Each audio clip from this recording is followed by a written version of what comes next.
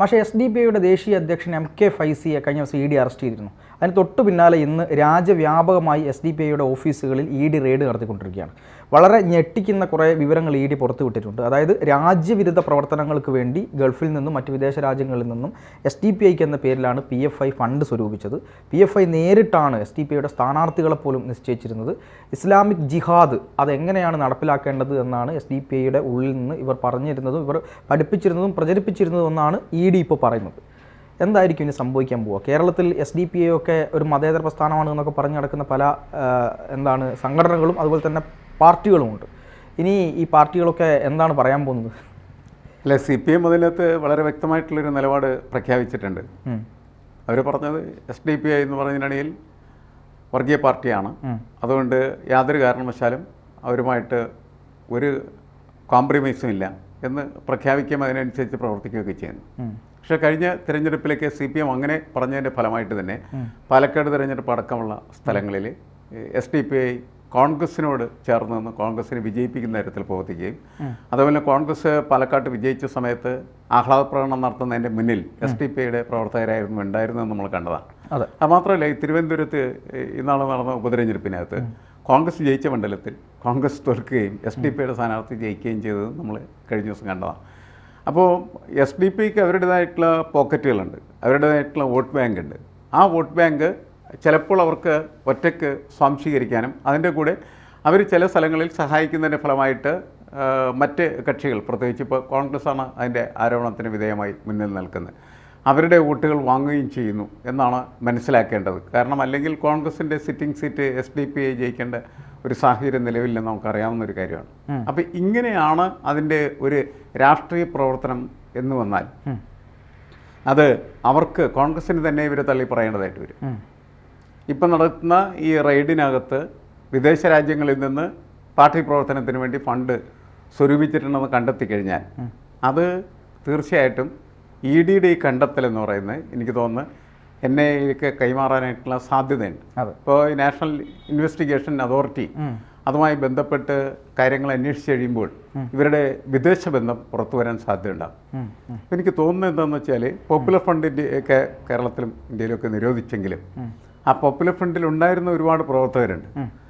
അതിൻ്റെ നേതൃനിരയിലിരിക്കുന്ന വളരെ കുറച്ച് ആളുകൾ മാത്രം അങ്ങനെ തന്നെ നിൽക്കുകയും അതിൻ്റെ അണികൾ അങ്ങനെ തന്നെ രൂപാന്തരപ്പെടുകയും അവർ മൊത്തമായിട്ട് SDPIയുടെ പ്രവർത്തകരായിട്ട് മാറിയിട്ടുണ്ടാകും. അത് സാധാരണ സംഭവിക്കുന്നൊരു കാര്യമാണ്. ഒരു ജനാധിപത്യ സംവിധാനത്തിനകത്ത് ഏതെങ്കിലും ഒരു പ്രസ്ഥാനം ഇങ്ങനെ നിരോധിക്കപ്പെട്ടാൽ ആ പ്രസ്ഥാനത്തിനകത്തുണ്ടായിരുന്ന അംഗങ്ങളിൽ കുറച്ചുപേര് ചിലപ്പോൾ നിർജ്ജീവമാകും. പക്ഷെ ബാക്കിയുള്ളവരിങ്ങനെ പ്രവർത്തന സജ്ജരാണ്. അവർക്ക് എന്തെങ്കിലും പ്രവർത്തിച്ചേ പറ്റൂ.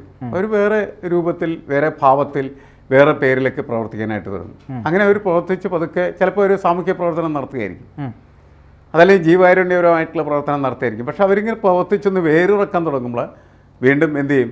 ഈ പോപ്പുലർ ഫണ്ടിൻ്റെയോ അല്ലെങ്കിൽ അതേപോലെ നിരോധിക്കപ്പെടുന്നതായിട്ടുള്ള സംഘടനയുടെ നേതാക്കൾ അതിൽ നുഴഞ്ഞേറി അവരെ വളരെ വളരെ കൗശലപൂർവ്വം പൊതിഞ്ഞെടുത്ത് പഴയ സ്ഥിതിയിലേക്ക് കൊണ്ടുപോകും.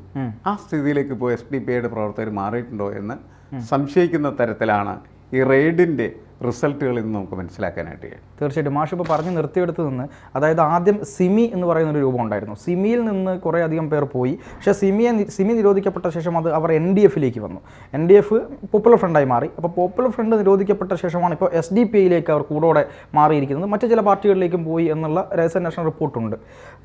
ഇപ്പോൾ അറസ്റ്റ് ചെയ്യപ്പെട്ട MK ഫൈസി എന്ന് പറയുന്ന ഇവരുടെ ദേശീയ അധ്യക്ഷൻ്റെ ഒരു പ്രസംഗം ഇന്നലെയൊക്കെ സോഷ്യൽ മീഡിയയിൽ വൈറലായിരുന്നു. അദ്ദേഹം പറയുന്നത് നിങ്ങൾ ആരെയാണ്, അതായത് കേന്ദ്ര സർക്കാരിനെ വെല്ലുവിളിച്ചുകൊണ്ടുള്ളൊരു പ്രസംഗമാണ്. അതിൽ പറയുന്നത്, നിങ്ങൾ ആരെയാണ് ഭയപ്പെടുത്താൻ ശ്രമിക്കുന്നത്? ഞങ്ങൾ അങ്ങനെ ഭയപ്പെടുന്ന ആളുകളല്ല. ഈ വരുന്ന കാലങ്ങളിൽ മുസ്ലിങ്ങൾ തീരുമാനിക്കും നിങ്ങൾ ഭയപ്പെടണോ വേണ്ടയോ എന്ന്. ആ രീതിയിലേക്ക് ഞങ്ങൾ മാറാൻ വേണ്ടി പോവുകയാണ് എന്ന തരത്തിലുള്ളൊരു വലിയൊരു പ്രസംഗം കേരളത്തിൽ നടന്ന പ്രസംഗമാണ്. അതിപ്പോഴാണ് എല്ലാവരും അറിയുന്നത് എന്ന് മാത്രമാണ്. അപ്പോൾ ആ രീതിയിൽ പരസ്യമായി മതം പറഞ്ഞ് വെല്ലുവിളിക്കുന്ന രീതിയിലേക്ക് ഇവിടെ പോയിരുന്നു എന്നുള്ളതാണ് കാര്യങ്ങൾ. ഇനിയിപ്പോൾ ഇത് SDPIയുടെ ഒരു നിരോധനത്തിലേക്ക് ചെന്നെത്തുമെന്നാണ് പല ആളുകളും പറയുന്നത്. എന്താ മാഷ് തോന്നുന്നത്? അല്ല, SDPI നിരോധിച്ചാലും നമ്മൾ നേരത്തെ പറഞ്ഞതുപോലെ അത് മറ്റു രൂപങ്ങളിലേക്ക് മാറാമല്ലോ. എല്ലാ കാലത്തും അങ്ങനെ സംഭവിക്കുന്നു. ഇപ്പോൾ RSS നിരോധിച്ചു. ഗാന്ധിവാദത്തിന് ശേഷമുള്ള ഒരു പ്രത്യേക ഘട്ടത്തിൽ RSS നിരോധിക്കപ്പെടുകയാണ്. അതിനുശേഷം RSS എന്ന് പറയുന്ന സാധനം ഇല്ലാതാകുന്നില്ല. അത് വേറെ ഒരു സാംസ്കാരിക രൂപമായിട്ടോ അല്ലെങ്കിൽ സാമൂഹ്യ പ്രവർത്തന രൂപമായിട്ടോ ജീവകാരുണ്യപരമായിട്ടുള്ള പ്രവർത്തനമൊക്കെ ആയിട്ട് നിലനിന്ന് പോവുകയും പിന്നീട് അതിൻ്റെ നിരോധനം പിൻവലിക്കുന്ന സമയത്ത് അവർ പഴയ രൂപങ്ങളിലേക്ക് തന്നെ തിരിച്ചു വരുന്നു. അതിക്ക് മുമ്പ് അവർ പ്രവർത്തിക്കുന്നുണ്ടെന്നുള്ള കാര്യം നമ്മൾ മനസ്സിലാക്കണം. അതേപോലെ തന്നെയാണ് ഇവിടെ സിമി, അത് മാറി അവസാനം പോപ്പുലർ ഫണ്ടിലെത്തി, പോപ്പുലർ ഫണ്ട് കഴിഞ്ഞ് ഇപ്പോൾ SDPIയിലെത്തി. അപ്പോൾ ഈ പ്രവർത്തിക്കുന്ന പ്രവർത്തകരുണ്ട്. ഇപ്പോൾ 100 പേര് ശരിക്കും പോപ്പുലർ ഫണ്ട് പ്രവർത്തിച്ചിരുന്നവരുണ്ട് എങ്കിൽ ആ സംഘടന നിരോധിക്കപ്പെടുന്ന സമയത്ത് അതിൽ ഒരു 10-20 പേര് പൂർണ്ണമായിട്ട് എന്ത് ചെയ്യും, ആ രാഷ്ട്രീയ പ്രവർത്തനം തന്നെ നിർത്തി അവരവരുടേതായിട്ടുള്ള രീതികളിലേക്ക് പോകാം. അതാണ് നിരോധനത്തിൻ്റെ ഒരു ഇമ്പാക്റ്റ് എന്ന് പറയുന്നത്. പക്ഷേ ബാക്കി 80 പേര് കുറേ ആളുകൾ സംശയിച്ചെങ്ങനെ നിൽക്കും. ബാക്കി കുറേ ആളുകൾ എന്ന് പറഞ്ഞിട്ടുണ്ടെങ്കിൽ വേറെ രൂപത്തിൽ അവരുടെ പ്രവർത്തനം തുടരുകയാണ് ചെയ്യുന്നത്. അങ്ങനെ തുടരുന്ന ആ പ്രവർത്തനം കുറേ കഴിയുന്ന സമയത്ത് ഞാൻ പറഞ്ഞതുപോലെ പഴയ ദിശയിലേക്കും പഴയ രാഷ്ട്രീയ ലക്ഷ്യങ്ങളിലേക്കും പല ഒബ്ജക്റ്റീവ്സിലേക്കും തിരിച്ചു പോകും. അങ്ങനെ തിരിച്ചുപോയ ഒരവസ്ഥയിലേക്ക് ആണ് ഇപ്പോൾ നമ്മൾ SDPI കാണേണ്ടത് എന്നാണ് എനിക്ക് തോന്നുന്നത്. അത് സംഘടനകൾ നിരോധിച്ചിട്ട് കാര്യമില്ല. നിരോധിക്കുന്നതിന് പകരമായിട്ട് അവർ ചെയ്യുന്ന പ്രവർത്തനത്തിൻ്റെ തെറ്റായിട്ടുള്ള വശങ്ങൾ കൃത്യമായിട്ട് അവരെ ബോധ്യപ്പെടുത്താനായിട്ട് കഴിയും. ഇപ്പോൾ ഇന്ത്യക്കകത്ത് നിൽക്കുന്ന സമയത്ത് ഇന്ത്യ വിരുദ്ധമായിട്ടുള്ള സമീപനങ്ങൾ എടുക്കുന്നത് ഒരു കാരണവശാലും നമുക്ക് ന്യായീകരിക്കാനായിട്ട് കഴിയുന്നൊരു കാര്യമല്ല. അത് ഇന്ത്യൻ നാഷണാലിറ്റിയുടെ ഒരു പ്രശ്നമാണ്. അപ്പോൾ അവർ ഹിന്ദു ആണോ മുസൽമാനാണോ അല്ലെങ്കിൽ ക്രൈസ്തവനാണോ സിഖുകാരനാണോ പാഴ്സിയാണോ എന്നുള്ള പ്രശ്നം, അവൻ ഇന്ത്യക്കാരനാണ്.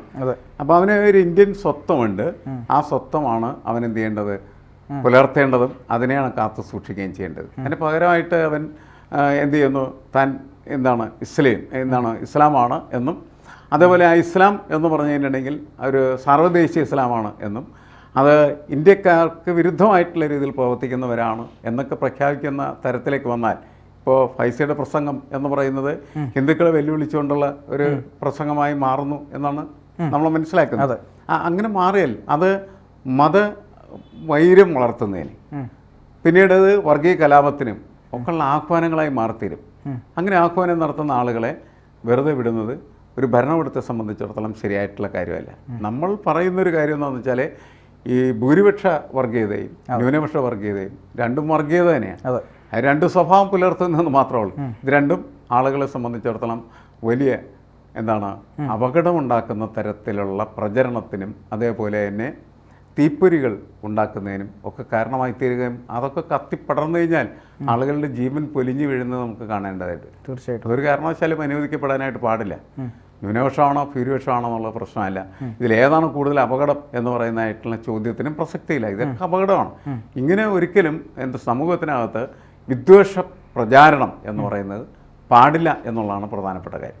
തീർച്ചയായിട്ടും. അപ്പം എന്തായാലും ഇതുമായി ബന്ധപ്പെട്ട് വളരെ ചില നിർണായകമായ ചില കാര്യങ്ങൾ കൂടി പുറത്തു വരുന്നുണ്ട്. അതായത് ഈ ഫണ്ടുകളൊക്കെ പുറത്തു നിന്ന് വന്നിട്ട് ഒരു രാജ്യവിരുദ്ധ പ്രവർത്തനങ്ങൾക്ക് വേണ്ടിയിട്ടാണ് ഉപയോഗിക്കുന്നത് എന്ന തരത്തിലുള്ള കാര്യങ്ങളൊക്കെ PD കണ്ടെത്തിയിട്ടുണ്ട്. അപ്പോൾ രാജ്യവിരുദ്ധ പ്രവർത്തനം, ഇൻറ്റേർണൽ ജിഹാദ്, തീവ്രവാദം, ഇത്തരം 3 കാര്യങ്ങൾക്ക് വേണ്ടി ഇത് വിഭജിച്ചു പോയി എന്നാണ് ഇപ്പോൾ ED പറയുന്നത്. അപ്പോൾ അത് ഒരു വലിയ പ്രശ്നം തന്നെയല്ലേ? എന്തായാലും നമുക്ക് ഇതും കൂടി പറഞ്ഞ് നമുക്ക് അവസാനിപ്പിക്കാം. എന്തായാലും അതിൻ്റെ അകത്ത് ഒരു അന്വേഷണം തീർച്ചയായിട്ടും നമ്മൾ നേരത്തെ പറഞ്ഞ ഒരു NIAയുടെ ഭാഗത്തുനിന്ന് ഉണ്ടാകും.